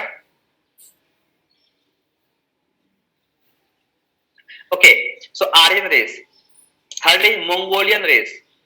Again I repeat, Mongolian race yellowish colour of skin. Skin जो है वो येलोइश कलर होता है, जैसे चाइनीज, जापानीज, कोरियन. ओके, तो ये लोग जो है आप देखेंगे कि वो लोग का जो है वो स्मॉल आई, उसका जो आंखें होती है स्मॉल होती है, small eyes, okay, less hair, okay, yellowish colour of skin, तो ये सब उसके कैरेक्टरिस्टिक है, so Mongolian type of race बोलते हैं। And fourth that is called aborigine people, जो आदिवासी लोग हैं। जैसे कुछ ऐसे अभी भी ट्राइब लोग हैं जो अभी जंगलों में रहते हैं और अभी भी वो लोग जो है वो उसी मतलब क्या जो एंशिएंट टाइम के पीपल है वैसे वो लोग रह रहे हैं। जैसे अंडमान निकोबार में है या ब्राजील के अमेजोन फॉरेस्ट में है या अफ्रीका के कॉन्गो फॉरेस्ट में है, तो हम लोग बोल सकते हैं उसको क्या एब ओरिजिन पीपल। तो वो क्या बोले कि जो बॉडी का जो फिजिक है, बायोलॉजिकल फीचर है, वो यूरोपियन का, मुस्लिम्स का और नॉर्थ इंडियन का ऑलमोस्ट सेम है। इवन अभी डीएनए से भी प्रूफ हो गया है कि सब एक ही ओरिजिन से बिलोंग करते थे। ओके, इससे पता चलता है कि सब एक ही ओरिजिन से बिलोंग करते थे। एक तो आपका हो गया biological feature. Second feature that is literary basis पे बताया उसने। लिटरेरी मीन्स व्हाट, अगर हम देखते हैं तो नॉर्थ इंडियन जो लैंग्वेज है, especially Aryan spoke Sanskrit language, and Sanskrit में माँ को मात्र बोलते हैं, ठीक है। और वही हम लोग देखेंगे कि जो ईरान में जो बुक है, ईरान का जो पर्शियन लैंग्वेज है, तो पर्शियन लैंग्वेज में माँ को मतेरा बोलते हैं। और वही अगर आप और वेस्ट जाएंगे तो यूरोपियन लैंग्वेज इंग्लिश में माँ को मदर बोलते हैं। तो ये मदर, मतेरा और मात्र ये ऑलमोस्ट सिमिलर है। और आप प्रोनाउंसिएशन डिफरेंसेस है लेकिन ऑलमोस्ट ये सिमिलर है। इसका मतलब है कि ये एक ही ओरिजिन से बिलोंग करता है। ऐसे बहुत सारे वर्ड है, एक ही वर्ड में नहीं है। जैसे एग्जाम्पल अब हिंदी में हम लोग देखेंगे, संस्कृत में भाई को भ्रात बोलते थे, वही जो है अगर देखेंगे पर्शियन में तो उसको क्या बिरादर बोलते हैं। और वही अगर हम लोग जाएंगे इंग्लिश में उसको ब्रदर बोलते हैं। तो ब्रदर, बिरादर, भ्रात ऑलमोस्ट जो है सिमिलर है, प्रोनाउंसिएशन डिफरेंसेस है। इससे मालूम पड़ता है कि ये सेम ओरिजिन से ही बिलोंग करते हैं। ओके, तो लिटरेरी बेसिस पे भी बोला गया है। थर्ड जो कॉन्सेप्ट है वो है मोड ऑफ वर्शिप। अब मोड ऑफ वर्शिप हम लोग देखेंगे तो अगर जो ग्रीक गॉड है, Greek god was the Helios, Helios in the sense, Helios means sun. तो ग्रीक लोग जो थे स्टार्टिंग में, यूरोपियन लोग, वो लोग गॉड सन को पूजा करते थे। Persian also worshipped god sun, and even Hindus और Indo Aryan also worship god sun. तो ये जो वर्शिप का जो मोड है, जो सन है या फायर का जो पूजा करते थे, इससे पता चलता है कि सब एक ही ओरिजिन से बिलोंग करते हैं। एंड सबसे इंपॉर्टेंट है फूड स्टाइल। तो even Indo Aryan ate beef, अभी नहीं खा रहे हैं लेकिन स्टार्टिंग में जो इंडो आर्यन लोग थे वो लोग भी जो है बीफ खाते थे। इवन क्रिश्चियन भी खाते हैं और इवन मुस्लिम्स भी खाते हैं, पर जो अभी पर्शियन जो मुस्लिम्स है वो लोग भी खाते हैं। इट मींस व्हाट कि इनके फूडिंग स्टाइल भी ऑलमोस्ट सेम था। ये सब सारे जो स्टाइल थे, सारे जो एविडेंसेस है, इससे पता चलता है कि we came from Central Asia. Again I repeat, the most plausible theory was given by Max Muller, and that is Aryan came from Central Asia. Aryan came from Central Asia, so we can say the home of Aryan was Central Asia. First, जब वो आया, then first he settled around the Sapt Sindhu. Aryan settled around Sapt Sindhu. Sapt Sindhu means what? Sindhu river, Sindhu that is called Indus. Sindhu को अभी हम लोग Indus बोलते हैं और सिंधु रिवर। ओके, तो सिंधु को इंडस कैसे बोलते हैं मैं वो भी बता देता हूं आपको। Sindhu basically Sanskrit name is Sindhu, but Arabian traders did not pronounce well and Sindhu को वो लोग हिंदू बोलने लगे। वो लोग सिंधु प्रोनाउंस ना करके उसको हिंदू प्रोनाउंस करने लगे और उस हिंदू वो रिवर को बोलते थे, आसपास के लोगों को हिंदी बोलते थे और इवन प्लेस को हिंदुस्तान बोलने लगे। ओके, तो यहाँ से हम समझ सकते हैं कि जो अरेबियन लोग हैं वो सिंधु को हिंदू बोलते थे। And that Hindu word was transferred from Arabian people to Greek and Persian people, and even they made a mistake in pronunciation, and finally they pronounced like Hindu as Indus. अब हिंदू को इंडस प्रोनाउंस करने लगे और उसी Indus से अभी सिंधु का जो इंग्लिश नेम है वो इंडस है। दैट इज व्हाई हम बोल सकते हैं कि सप्त सिंधु रेंज में। तो आर्यन सेटल्ड अराउंड दिस सप्त सिंधु रेंज।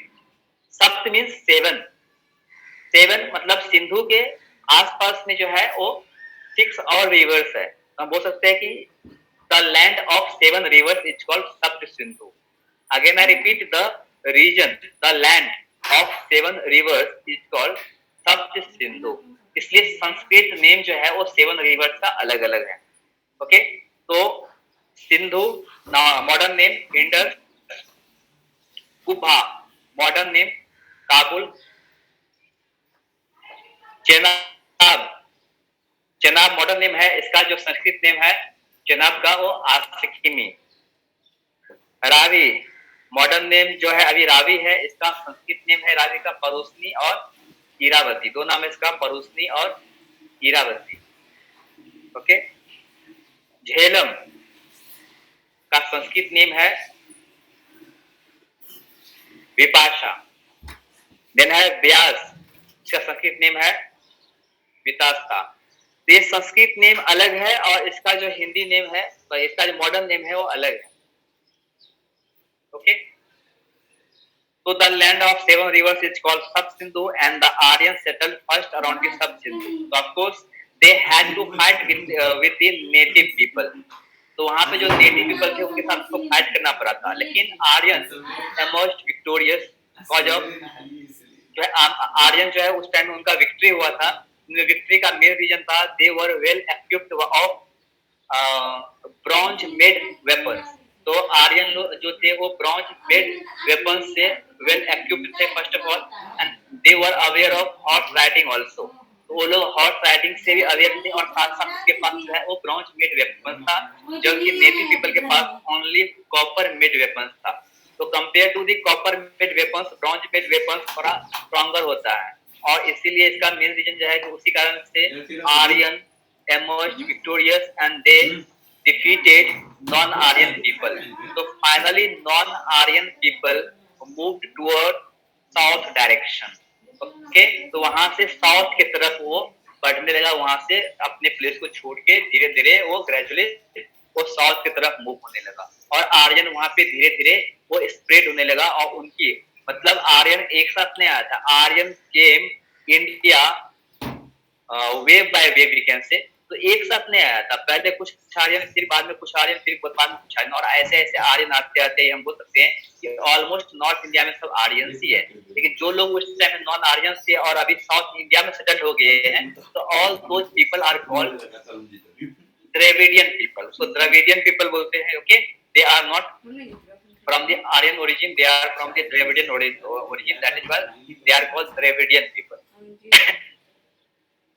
Okay, so उस टाइम में Aryan and non Aryan, there were 3 types of non Aryan.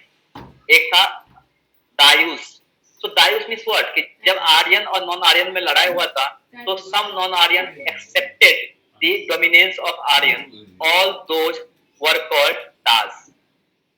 जो नॉन आर्यन आर्यन के स्वामित्व को, आर्यन के डोमिनेंस को एक्सेप्ट कर लिया, उसको वो लोग स्लेव बना लिया. स्लेव मीन्स उसको दास बना लिया. But some Aryans did not accept the dominance of Aryans, all those were called Dasyus. अब कुछ नॉन आर्यन जो है वो उनके सॉवरेनिटी को एक्सेप्ट नहीं किया, उनके डोमिनेंस को एक्सेप्ट नहीं किया, उनको दायूस बोलने लगे. दायूस मीन्स होता है दुश्मन, फो, एनिमी, दुश्मन. अब उनसे वो फाइटिंग, उनसे जो है वो वॉर कंटिन्यू बहुत दिन तक चलता रहा. And third kind of non-Aryan was called Panis. Panis means the trader between Aryan and non-Aryan. So Panis कहते हैं. Okay. So some important points of Vedic society. देखते हैं कुछ में कैसे लोग थे. सोसाइटी के बेसिस में they were rural people. Again I repeat, Vedic people were rural people. Rural means they were not urban. वो लोग गांव में रहते थे. They were villager, they were rural people. Okay, they were pastoral people. They did not know much about agriculture. उनको agriculture के बारे में ज्यादा नॉलेज नहीं था. They were pastoral people. They were herding the animals, pets. तो वो क्या करते थे, एनिमल्स को हर्ट करते थे, उनको रेयर करते थे, उनको पालते थे. Okay, so they were the pastoral people, not the actual agriculture people, like Indus Valley people. Indus Valley people जो है वो agriculture people थे, लेकिन ये जो लोग थे of pasture, Rigvedic people were pastoral people. मैं ऋग्वेदिक का बात कर रहा हूँ, मैं वैदिक का बात नहीं कर रहा, क्योंकि वैदिक ये जो 2 पार्ट में डिवाइड है, Rigvedic and later Vedic. Later Vedic people were agricultural people, लेकिन Rigvedic people were pastoral people. Okay, they were semi nomadic. Semi nomadic means what, कि वो कुछ दिन तक एक जगह रहते थे, फिर वो अपने जो उनके पास जो बैल बकरी भैंस जो होते थे, गाय वगैरह, उनको साथ लेकर के वो मूव हो जाते, चले जाते थे दूसरी जगह। तो हम बोल सकते हैं कि they were semi nomadic people. Okay, they were not so much civilized, वो उतना सिविलाइज्ड नहीं थे। Okay, but they were literate people, वो लोग पढ़े लिखे लोग थे, वो लिटरेट थे लेकिन सिविलाइज्ड नहीं थे। Okay, they spoke Sanskrit language, Aryan spoke Sanskrit language. Okay, और आज हम देखते उस समय सोसाइटी, मतलब स्पेशली जो है वो वुमन कंडीशन। तो मैं बता दूं आपको, there was no any kind of discrimination on the gender basis. Gender discrimination नहीं था उस टाइम में। Even woman and men are of similar category at everywhere. उस टाइम में वुमन और मेन को सेम कैटेगरी में ही कंसीडर करते थे हर जगह पे। तो उस टाइम में किसी भी तरह का जेंडर डिफरेंसेस नहीं था, जेंडर डिस्क्रिमिनेशन नहीं था। इसके मैं कुछ एग्जांपल बता रहा हूँ।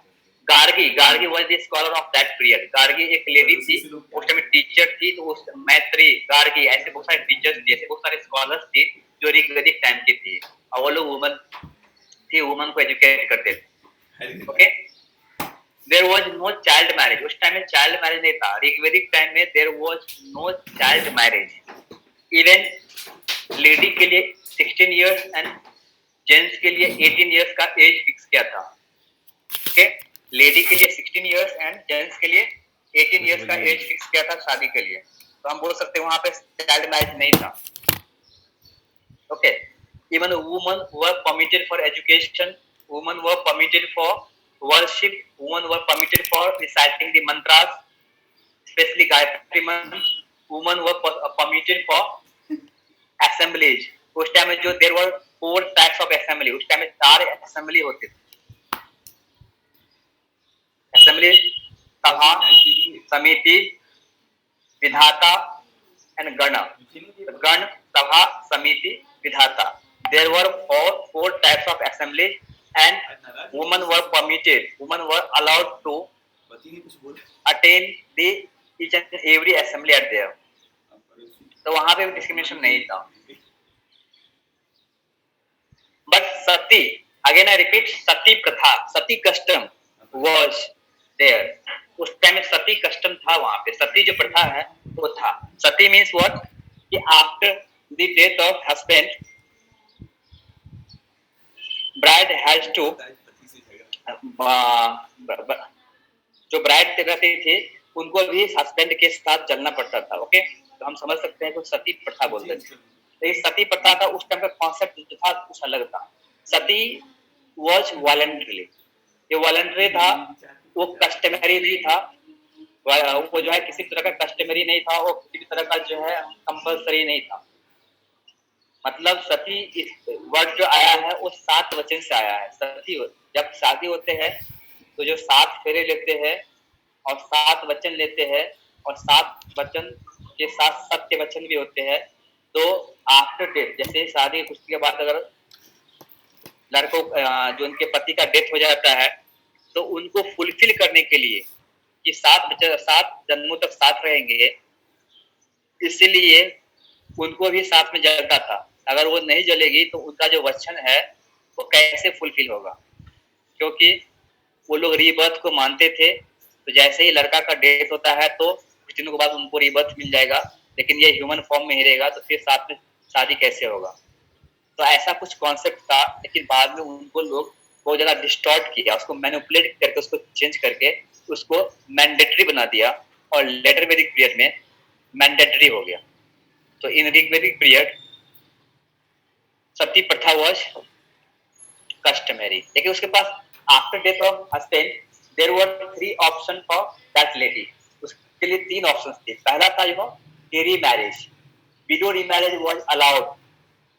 In Rigvedic time window remarriage was allowed. तो उसमें बोलते थे कि आप शादी कर सकते हैं. सेकेंड ऑप्शन था अगर आप शादी नहीं करते हैं, रीमैरिज नहीं करते हैं, then you can marry with your brother in law. जो आपके हस्बैंड के छोटे भाई है उनसे आप शादी कर सकते हैं. It was called niyoga system. इसको नियोगा सिस्टम कहते थे. ये सेकेंड सिस्टम था. एंड थर्ड था कि इफ यू डोंट वांट, अगर आपको रीमैरिज भी नहीं करना है और नियोगा सिस्टम को भी फॉलो नहीं करना है, देन आप पति के साथ जा सकते हैं. ये तीन था. लेकिन in later Vedic period it became compulsory. Forcefully later Vedic period के बाद जो है उसको फोर्सफुली जो है वो दुल्हन को, ब्राइड को पति के चित्ते के साथ जला देते थे. ओके, तो हम समझ सकते हैं कि वेरिक टाइम सोसाइटी जो है उतना ज्यादा क्रूएल नहीं था जो लेटर वेरिक पीरियड में हुआ था. और वुमन जो है डिस्क्रिमिनेशन नहीं होता था. हाँ, इतना दे फॉलोड दी, मतलब Rigvedic people followed the patriarchal kind of society. Patriarchal means what, कि जो फादर लैंग्वेज को फॉलो करते हैं. तो फादर लैंग्वेज को फॉलो करते थे नो डाउट, लेकिन वुमन को भी उतना ही प्यार करते थे, उतना ही रिस्पेक्ट करते थे जितना कि मैन को. ये फैक्ट था. ओके, तो हम लोग देखे क्या सोसाइटी. नाउ कुछ पॉइंट हम लोग देखते हैं उस टाइम की क्या कैसे वो लोग रहते थे. तो as I said you, they lived in huts and mud bricks houses. तो वो लोग जो है वो मिट्टी से बने हुए घर में रहते थे और झोपड़ी में रहते थे. दे लिव्ड इन हट्स. उस टाइम में बर्न्ट ब्रिक्स का कोई एविडेंस नहीं मिला है. यस, ऋग्वेदिक टाइम के बर्न्ट ब्रिक्स, मतलब किसी भी टाइप के बर्न्ट ब्रिक्स मेड जो है असेंबली या घर नहीं मिला है. इसका मतलब वो लोग हट्स में रहते होंगे या मड ब्रिक्स, जो मड हाउसेस में रहते होंगे. ओके, तो दे लिव्ड इन मड हाउसेस और huts. Okay, so they followed the kin and kith type of family. Kin and kith means what? कि अब joint system of family. वो लोग joint family में रहते थे. They lived in joint family. And it was called the kin and kith type of family. तो उसमें वो लोग believe करते, उसमें वो लोग रहते थे. The head of the family was called गृहपति. Again I repeat, the head of the family was called गृहपति. And बहुत सारे फैमिली मिल करके एक कुल बनता था. तो द हेड ऑफ द कुल वाज कॉल्ड कुलपा और कुलपति. बहुत सारे कुल मिलके एक ग्राम बनता था. Gram means village. तो the head of the village और the head of the gram was called gramini. बहुत सारे विलेज मिल करके एक विश बनता था. तो the head of the wish was called Vishwapati. And बहुत सारे विश मिल करके एक ट्राइब बनता था. Tribe, that is called clan, tribe. So the head of the tribe was called Rajan. Again I repeat, the head of the tribe was called Rajan और गोपा. देखिए यहाँ पे वर्ड है गोपा और राजन. गोपा मीन्स कॉ प्रोटेक्टर. गो मीन्स गाय, पा मीन्स प्रोटेक्टर, पालने वाला.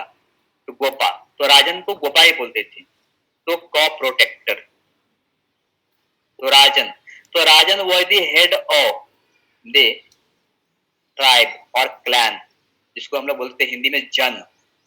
तो जन, ट्राइब, क्लैन का हेड को राजन बोलते थे.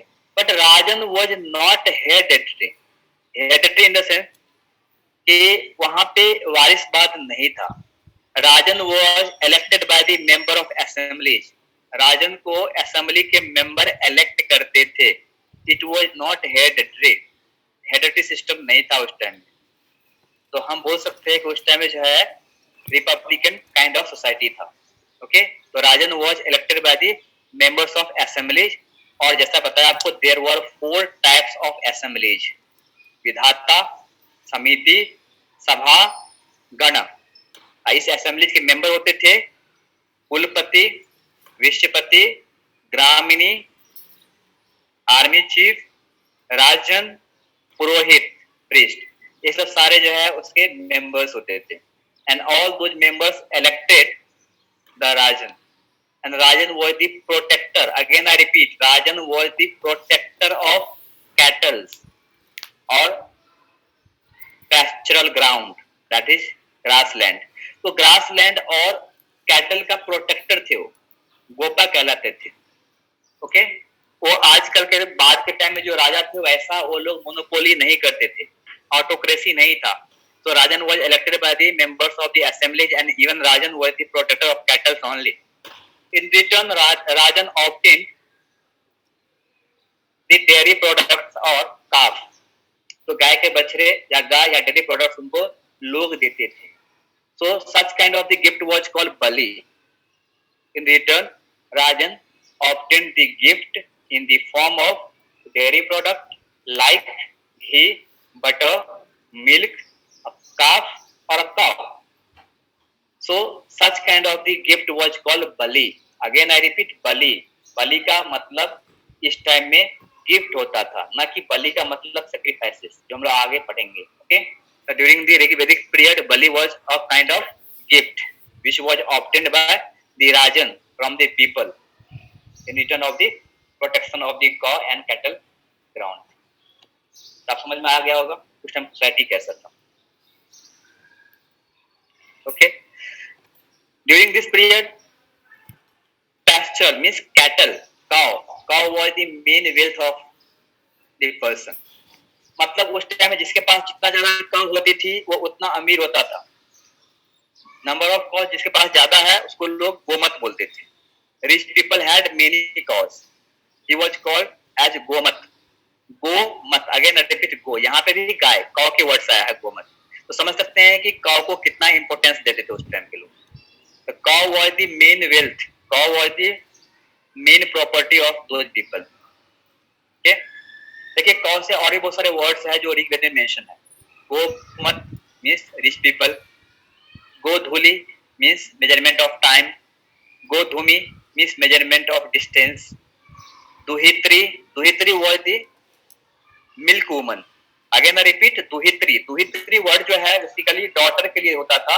और उस टाइम में जो गाय से दूध निकालती थी वो घर की लेडी निकालती थी, जिसको दुहित्री टर्म दिया गया था, दुहित्री वर्ड दिया गया था. तो दुहित्री गैडिस्टी was a term for searching a new cow. Okay, Goghna was a term given to a guest. तो हम समझ सकते हैं यहाँ पे गाय के नाम से, मतलब काउ के नाम से बहुत सारे टर्म्स मिलता है. तो gaay was the main property और main occupation of those people. Okay, even cow के लिए वो लोग लड़ाई भी करते थे. सो विलेज और विलेज में लड़ाई होता था. It was called Sangram. The fighting between the villages was called Sangram. And if many villages were involve in that fight, that was it was called Mahasangram. तो ये संग्राम, महासंग्राम बेसिकली काउ या कैटल फील्ड्स के लिए होता था. संग्राम या महासंग्राम नाम दिया गया था. ओके, इवन उस टाइम में फीस के तौर पे या गिफ्ट या किसी भी तरह का दान दक्षिणा जो देते थे सो काउ के फॉर्म में ही देता था. इवन उस टाइम में डाउरी सिस्टम था, तो dowry was given in the form of cow only. Dowry हो या दान हो, दक्षिणा हो, फीस हो, हर चीज के लिए काउ को ही दिया जाता था. आज की तरह कैश नहीं था. They followed barter system. Indus valley people भी बार्टर सिस्टम फॉलो करते थे. And even Rigvedic people also followed the barter system. Barter system is what? Exchanging between the goods. There was no any other mode of the transport or business. उस time में transportation के लिए या business के लिए और business transactions के लिए किसी भी तरह के अदर मोड नहीं होता था. जैसा कि आजकल हम लोग डिजिटल मोड यूज करते हैं या हम लोग मनी यूज करते हैं, कॉइन्स यूज करते हैं, करेंसी यूज करते हैं. तो उस टाइम में ऐसे किसी भी तरह का करेंसी या कॉइन्स नहीं था. So they used the barter system only. So barter system is the exchanging between the goods. Okay. So ये हम लोग देख लिए ऋग्वेदिक एज में मैं आपको बता दिया. सोसाइटी जो है मतलब जेंडर बेसिस पे किसी तरह का डिस्क्रिमिनेशन नहीं था. वुमन को सारे राइट्स मिलते थे. इवन उस टाइम में जो है चाइल्ड मैरिज अलाउड नहीं था. विडो रीमैरिज पॉसिबल था. सती प्रथा था, बट इट वाज वॉलेंटरी, इसमें कंपल्सरी नहीं था। और हाँ, एक चीज बताना इसमें मैं भूल गया कि विडो मैरिज उस टाइम में था, but polygamy and polyandry. Polygamy means what? कि polygamy था, but most of the people followed the monogamy only. Monogamy means जो अभी है, अभी क्या है कि one husband has only one wife, या one wife has only one husband. That is the monogamy जो अभी के टाइम में फॉलो हो रहा है। लेकिन ऋग्वेदिक टाइम में भी most of the people followed the monogamy only, लेकिन polyandry and polygamy भी उस टाइम में चलन में था। तो polygamy means a husband has more than one wife. अगर एक से ज्यादा वाइफ है तो उसको बोल सकते हैं पॉलीगामी। या पॉलिंड्री, उस टाइम में पॉलिंड्री भी था। अगर पॉलीगामी था तो पॉलिंड्री भी था। पॉलिंड्री means a wife can keep more than one husband. तो एक औरत भी एक से ज्यादा पति रख सकती है, और एक पति भी मतलब एक मर्द भी एक से ज्यादा पत्नी रख सकते हैं। तो इसको पॉलीगामी और पॉलिंड्री बोलते हैं। जैसे कि द्रौपदी का नाम सुने होंगे आप, द्रौपदी के 5 पति थे, तो it was a kind of polyandry. तो पॉलिंड्री सिस्टम था उस टाइम में। पॉलिंड्री एंड पॉलीगामी दोनों सिस्टम था। Okay, there were 8 types of marriages. इस टाइप में 8 तरह के मैरिज होता था। सो ये मैरिजेज क्या था? ब्रह्म marriage. Again I repeat, Brahma marriage. तो ब्रह्म मैरिज मीन्स व्हाट? कि the marriage with dual dowry, 2 bar dowry मिलता था। ओके, और it was called Brahma marriage. Dual dowry के साथ शादी होता था, एक बार शादी के टाइम में, और दूसरे दुरागमन होता था। दुरागमन मीन्स क्या? गौना के टाइम में। इसको ब्रह्म मैरिज बोलते थे। ब्रह्म marriage was followed by rich people only. जो लोग बहुत अमीर होते थे वो लोग ब्रह्म मैरिज को फॉलो करते थे। Second, Daivya marriage. Daivya marriage basically you know कि उस टाइम में जो प्रीस्ट होते थे, पुरोहित होते थे, उनको दान दक्षिणा या फीस के तौर पे कभी कभी फादर अपने बेटी को ही दे देता था। ओके, सो बोलते कि प्रीस्ट को अपने बेटी दे देता था। It was called a Daivya marriage. So the marriage of a priest with the gifted girl. तो कोई भी अगर गिफ्टेड गर्ल है या उनको फीस के तौर पर दिया हुआ गर्ल, उनसे अगर शादी करते थे तो उनको क्या? दैव्य मैरिज। थर्ड काइंड है Arth marriage. Arth marriage means what? The marriage the dowry with the dowry of a cow or an ox. तो dowry के तौर पे एक cow या एक ox देता था, उसको हम लोग बोलते थे उस टाइम में Arth marriage. Prajapatya marriage, it was a kind of ideal marriage without dowry. तो बिना डाउरी के भी शादी होते थे। It was called Prajapatya marriage. उसमें न किसी भी तरह के डाउरी होता था। तो अभी मैं जो 4 मैरिज के नाम बताया आपको, ब्रह्म marriage, Daivya marriage, Arth marriage, Prajapatya marriage, ये जो 4 मैरिज थे, all these marriages were sanctioned by the sacred text.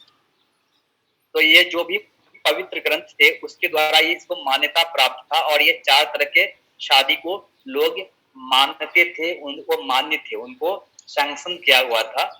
तो उसमें किसी भी तरह का प्रतिबंध नहीं था, किसी भी तरह का पाबंदी नहीं थी। लेकिन जो नेक्स्ट 4 मैरिजेस है वो नॉन सैंक्शनड था, उसको लोग उतना अच्छा नहीं मानता था। एग्जाम्पल के लिए नेक्स्ट जो है गंधर्व marriage. Gandharva marriage was a kind of love marriage. तो स्वयंवर या स्वयंवधु was a kind of Gandharva marriage. तो उस टाइम में भी लव मैरिज अवेलेबल था, but it was called Gandharva marriage. लेकिन सोसाइटी उनको एक्सेप्ट नहीं करते थे, लेकिन फिर भी लोग करते थे शादी। Gandharva marriage. Next Rakshasa marriage. Rakshasa marriage means अगर कोई भी किंग दूसरे किंग को हराते थे, if a king defeated to other king, then जो डिफीटेड किंग के वाइफ या उनकी बेटी या उनके जो बहू होते थे उनसे जो विनर किंग थे वो शादी कर लेते थे। तो it was a kind of Rakshasa marriage. Okay, we can say the marriage with the captured girl और captured woman is called Rakshasa marriage. Then है Pishacha marriage, the marriage with the seduced girl. Selection के कारण जो है कभी कभी सोसाइटी वाले जो है लड़की को लड़का से शादी करवा देते थे। इट वाज कॉल्ड द पिशाच मैरिज। असुर marriage, marriage with a purchased girl. तो कभी कभी क्या है कि कुछ फादर अपने लड़की को सेल भी कर देते थे और उसको कोई परचेज करके शादी करता था. इट वाज, अभी भी होता है, इस वर्ड कॉल्ड दी वर्ड असुर मैरिज. तो राक्षस मैरिज, गंधर्व मैरिज, पिशाच मैरिज, असुर marriage, these four kinds of marriages were not allowed, and even शादी तो होता था but non sanctioned by the sacred text. Okay, so there were 8 kinds of marriages during that period.